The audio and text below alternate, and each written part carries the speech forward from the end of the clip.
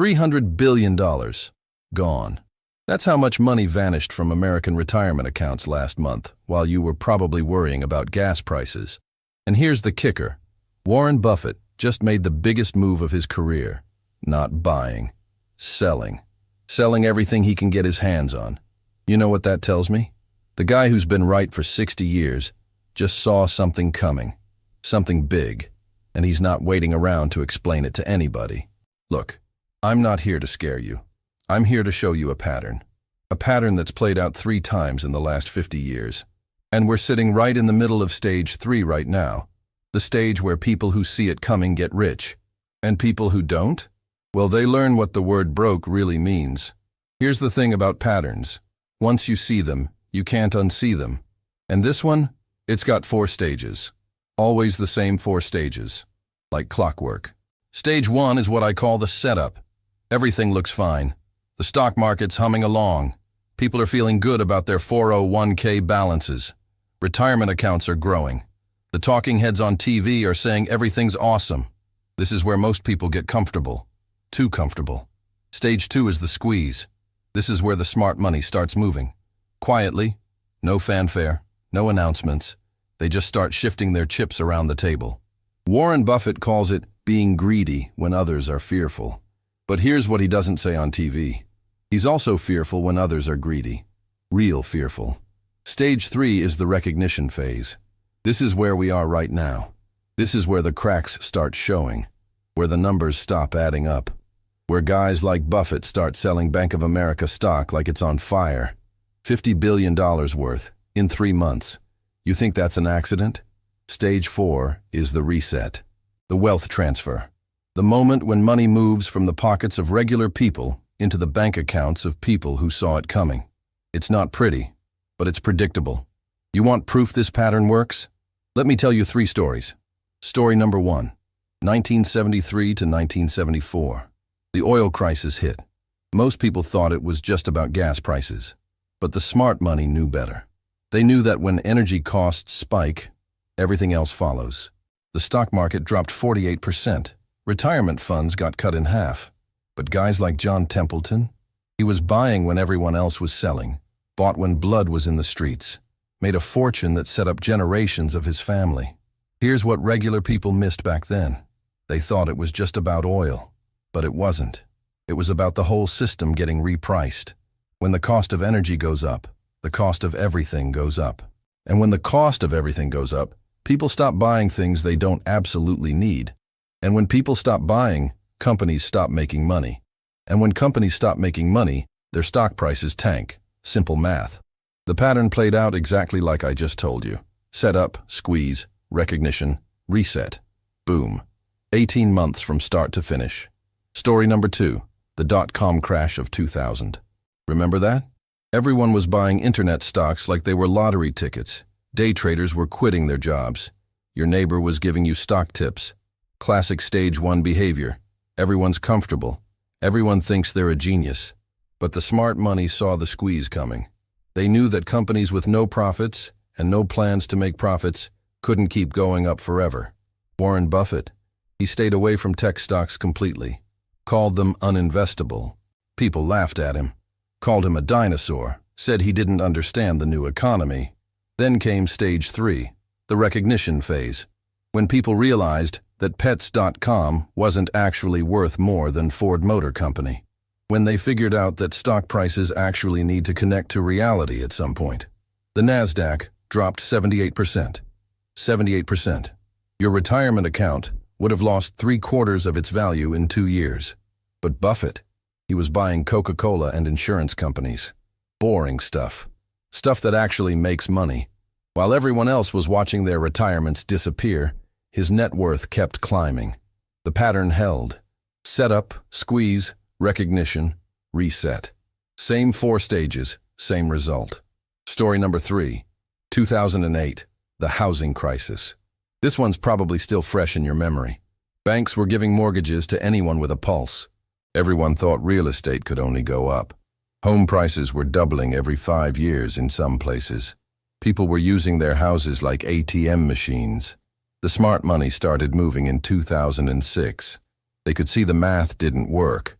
They knew that when regular teachers and janitors are buying $700,000 houses with no money down, something's wrong. Real wrong. Buffett started warning about derivatives back in 2002, called them financial weapons of mass destruction. Nobody listened. They were making too much money to listen. Then, stage 3 hit. People realized that housing prices don't actually go up forever, that you can't lend money to people who can't pay it back and expect everything to work out fine.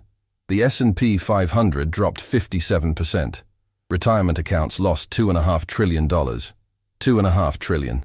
But again, the smart money. They were ready. They bought when everyone else was forced to sell. They picked up assets for pennies on the dollar. Same pattern. Set up, squeeze, recognition, reset. 4 stages. Every single time. Now let me show you why we're in stage 3 right now, and why Buffett's making moves like the building's on fire. First, look at what he's actually doing. Not what he's saying. What he's doing. Berkshire Hathaway just reported their cash position. $277 billion in cash. That's not money sitting around because he can't find anything to buy. Buffett's not sitting on almost $300 billion because he's bored. He's been selling. Apple stock. Bank of America. Even trimmed his Coca-Cola position. These are companies he's owned for decades. Companies he's called his favorite holdings. And he's selling them. Why would a guy who preaches buy and hold forever suddenly start selling his favorite stocks? Because he sees stage 3 turning into stage 4, and he wants to have cash when the reset happens. Second, look at the numbers nobody's talking about. The real numbers. Commercial real estate vacancy rates in major cities are hitting 25%. That's depression-level stuff. When a quarter of office buildings are empty, that means the companies that were paying rent aren't paying rent anymore. And if they're not paying rent, they're probably not doing great in other areas either. But here's what's really wild. The banks that lent money for those office buildings, they're not marking down the value of those loans. They're keeping them on their books at full value. Like everything's fine. Like a building that's worth half what it was 3 years ago is somehow still worth the same amount. That's not accounting. That's fiction writing. Third, look at what's happening with retirement accounts right now. I mentioned that $300 billion that vanished last month. That's not market volatility. That's people pulling money out. Early withdrawals from 401ks are up 60% from last year. People are cashing out their retirements to pay for groceries and rent. When people start raiding their retirement accounts just to get by month to month, that tells you something about the real state of the economy, and it tells you something about what's coming next. Fourth, check out what the Federal Reserve is actually doing versus what they're saying. They keep talking about a soft landing, about how they're managing inflation without crashing the economy. But look at their balance sheet. They've been dumping treasury bonds faster than they've ever dumped them before. Why would the Fed be selling government bonds if they thought everything was under control? Because they're not in control, and they know it. Now let me destroy the biggest illusion that's keeping people from seeing this clearly. The illusion that somehow this time is different, that somehow we've figured out how to avoid the cycle. You're going to hear people say that the economy is fundamentally different now, that we have better tools to manage risk, that technology and global markets have changed everything, that artificial intelligence and digital currencies have created a new paradigm. Here's the truth. Human nature hasn't changed. Greed and fear still drive markets. People still make the same mistakes they made 50 years ago. They still buy high and sell low. They still think trees grow to the sky when times are good, and think the world is ending when times are bad. The tools might be different, but the emotions are exactly the same. And emotions drive markets way more than logic does.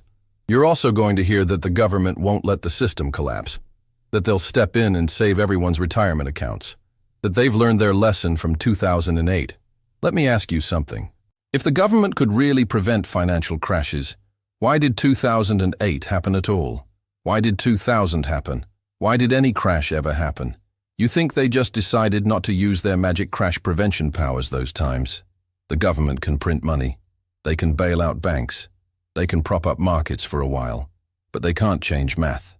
And the math right now says we're spending way more money than we're making as a country. It says we owe more money than we can realistically pay back. It says the only way to keep the system running is to print more money and hope nobody notices. That's not a plan. That's a prayer. And prayers don't always get answered the way you want them to. The pattern doesn't change. Setup, squeeze, recognition, reset. We're in stage 3, the recognition phase. The phase where smart money moves and regular people start to figure out something's wrong. So what do you do about it? How do you position yourself like Warren Buffett instead of like everyone else? First, understand the difference between owning something real and owning a piece of paper that says you own something. Your 401k, that's a piece of paper. Your bank account, that's a piece of paper. Your stock portfolio, those are pieces of paper. They're all promises that someone will pay you later, and promises can be broken. But if you own physical assets, real estate you can touch, precious metals you can hold, equipment you can use, food you can eat, those things exist whether the financial system is working or not. Second, look at what Buffett's actually buying while he's selling everything else. Energy infrastructure, utilities, railways, stuff people need no matter what's happening with the stock market. When the lights need to stay on and the trains need to run, those companies make money. When people are worried about their retirement accounts, they still need electricity. Third, build cash reserves like your life depends on it. I'm not talking about keeping money in a savings account that pays you 1% while inflation runs at 8%. I'm talking about having actual cash, physical cash. Money you can spend if the banking system has problems. Money you can use to buy assets when everyone else is forced to sell. Most people think cash is trash because it doesn't pay interest. But cash isn't about making money. Cash is about having options. When everyone else needs to sell, you want to be in position to buy. You can't do that if all your money is tied up in investments that are crashing along with everyone else's. Fourth, get yourself some precious metals. Not because I'm some gold bug who thinks we're going back to the gold standard, but because gold and silver have been stores of value for thousands of years. When currencies collapse, when governments fall, when stock markets crash, precious metals still have value.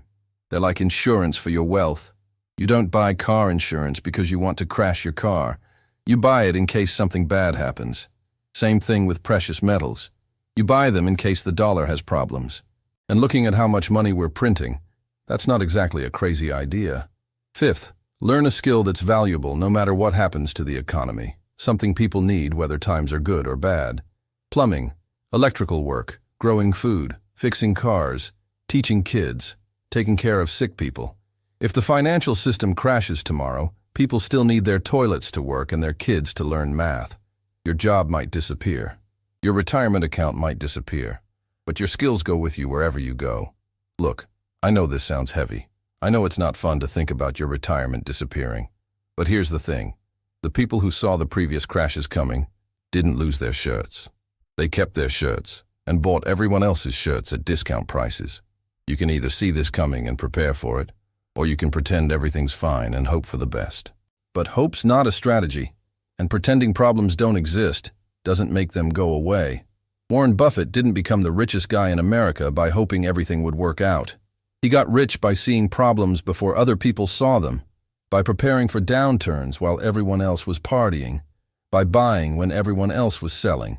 The pattern's playing out again. Same 4 stages, same human emotions, same predictable outcome. The only question is which side of the transfer you're going to be on. Are you going to be like most people, watching your retirement disappear while wondering what happened? Or are you going to be like the smart money, positioned to profit while everyone else is panicking?